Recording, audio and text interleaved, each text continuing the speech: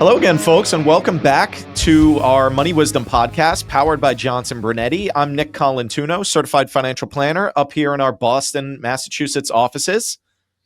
And my name is Jake Dozer, certified financial planner here in our Connecticut offices. Excited to join you, Nick, as always. Jake, welcome back. Good to be here again, as always. We've got a great question today, and today's question is all about withdrawal order. And folks, you get to retirement, you get to the top of the mountain, you've been working, you've been earning, you've been saving, you've been putting money in, and now all of a sudden you need that money to start paying you. And it's a very different ballgame when all of a sudden you're now no longer working, no longer saving, no longer contributing. You're taking money out of these accounts. And that is the puzzle that we are constantly trying to solve for the folks coming in looking for advice and guidance. So this question is fantastic, and it hits at the head of that.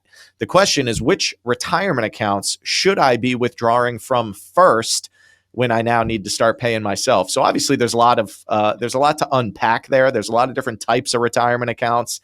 You can have any types of investments within these retirement accounts. Some can be in the market, some can be safe.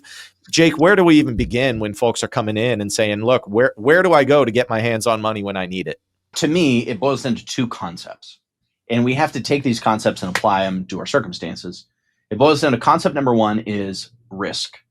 One of the biggest dangers of retirement, not to use too much technical jargon, is sequence of return risk.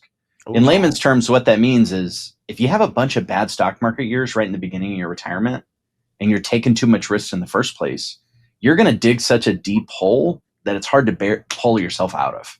And I think that's what people are afraid of. I think a lot of times they think about like 2008 is, the housing market crisis. My parents bought their first house in 2007. A year later, it was worth 2/3 less. They bought it for $350,000. The housing market crisis happens. It's worth $150,000 12 months later, and they still got the same mortgage payment. That's rough. Well, the stock market did something similar. It dropped, the S&P 500 dropped something like 53% during that financial crisis. And so what that means is that's the thing that makes you go back to work. That's the thing that means you can't retire and you can't enjoy the trips.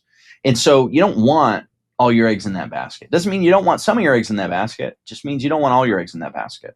So with that foundation being said, you have to think about the amount of risk you're taking. A, am I taking too much risk on a scale of 1 to 10? And B, how much of my money is at risk, in the market at all versus being safe in something that's principal protected? And I was just going to say, sorry to interrupt, but yeah, a lot of people are shocked when we just go through that initial analysis and people are telling me how conservative they are and how they don't like losing money, yet they come in and they're in a position where 100% of their money is in a place where it's literally falling in value today. Now, by the time this airs, who knows if the market's up or the market's down. But, what I'm getting at is over your working life, your relationship with money is one where it's, you're kind of saving it for a rainy day. Right. And now all of a sudden you're retired and the rainy day's here and now you need to get your hands on that money. And if it's really pouring rain on that day, well, you don't necessarily want to be taking money out of an account that's falling in value at the same time. So you really hit the nail on the head. I think it all comes down to balance, not just from a risk standpoint, but also balance from a tax standpoint. And there's a lot of different types of retirement accounts and there's a lot of different types of vehicles that you can own within them. Right. So first and foremost, what level of comfort do you have with risk? What level of market exposure are you comfortable having with your overall money?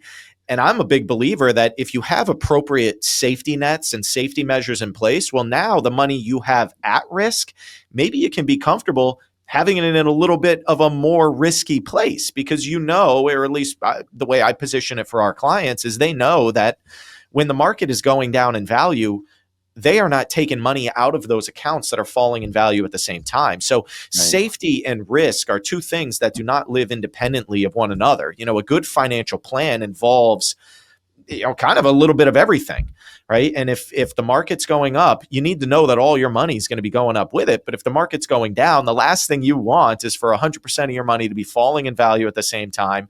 And then you're taking money out along the way. So, you talk about obviously these very catastrophic times in the economy, in the market. 2008, the market falls by 50%. Well, it doesn't just mean that if it then gets another 50% return the next year, you're back to where you were. No, the market's got to now work twice as hard. if you have a 10% loss, you got to make 20 just to get back to where you were. And if you lost 10 and now you're taking out 5, well, now you're really down 15 and now you got to make 30, right? So all I'm saying is there's a lot to get into here, but it really comes down to flexibility and really being able to determine where you're going to go to get your hands on the money that you need when you need it. Doing that in a market efficient way. In other words, complementing the risk that you have with safety so that, again, if the market's going up and you need money, well, heck yeah, let's take it out of the market. Let's capture those gains. Let's take that risk off the table. But you never want to be catching a falling knife, right? Yeah. I used to cook with my nana all the time, and she would tell me that. She would tell me, never catch a falling knife, right? And I'd look at her and I'd say, Nana, never take money out of accounts that are falling in value at the same time. So there we go. We're teaching each other some lessons there. So as far as the different types of retirement accounts, what's your philosophy there when it comes to getting hands on money for your clients? Yeah, I mean, there's 3 types of money that you can have. You can have pre-tax money. That's what most folks have. It's the default option, if you will, in a retirement account. You're getting a tax write-off up front for putting your money into your retirement account, your 401k, your IRA, and then you're growing it tax deferred, meaning you're deferring or delaying the taxes you pay. You pay taxes when you withdraw it. And then the inverse is true of a Roth, right? So I pay the taxes up front, and now I grow tax-free going forward. My withdrawals are tax-free. The third option is called after tax. That's where you're investing outside of a retirement account, and your principal has been taxed, and the gains are subject to either income tax or what is called capital gains tax when you withdraw that money or sell the funds. So there's different buckets, and effectively what you want to do is leverage each bucket for what it's good at. So one of the things that is working against us is that over time taxes generally go up. Like, I don't know about you, but in 20 years, I would guess that my tax rates are going to be higher than they are right now. Obviously, my income will change, but assuming my income stayed the same. And so you have to decide, folks, like, when am I going to pay taxes? Don't delay it forever, but at some point it's going to make sense to intentionally pay taxes. Well, how do you do that? Through withdrawals or through Roth conversions. And so normally, long story short, we're withdrawing generally, we're withdrawing from pre-tax accounts first so that your Roth accounts can keep growing tax-free for as long as possible. And then we're withdrawing from the Roths later. And that'll afford, if you don't end up using that money in the first place, tax-free to the kids too. So make sure that you're not killing yourself through losses when you're withdrawing. Make sure you're not leaving Uncle Sam a tip when you withdraw because you're not paying attention to when you're paying the taxes. So you write over the lifetime the smallest amount of checks to Uncle Sam. Yeah, exactly. So it sounds like the real decisions to be made, before addressing this question of where to be taking money out of, in your working years, in your saving years, you need to make sure you have a plan of where you're putting those contributions in the first place. So we should be offering people this. You see the book here over my shoulder. It's our ultimate 401k guide. Yeah. I think that's a fantastic resource to be given folks. If this conversation seems like one that you want a little more insight on. So if you want that ultimate 401k guide, please text the word guide, GUIDE, text the word guide to 800-757-0436. We'll get that book right out to you. Again, it's guide, GUIDE, to 800-757-0436, and we'll get you a copy of our ultimate 401k guide. It's just going to walk you through all the various options that you have at your disposal when it comes to making these contributions, because it's easy for us to sit here and tell you which accounts you should take money out of. But if you don't have money in the right place in the first place, it's very hard to have true flexibility and control over where you're getting money from when you need it. So, Jake, as always, thanks for being here. We really appreciate it. And folks, thank you all for being here. Thanks for watching. Thanks for tuning in. If you found this video helpful, as always, please feel free to like, subscribe to our channel, share it with a friend.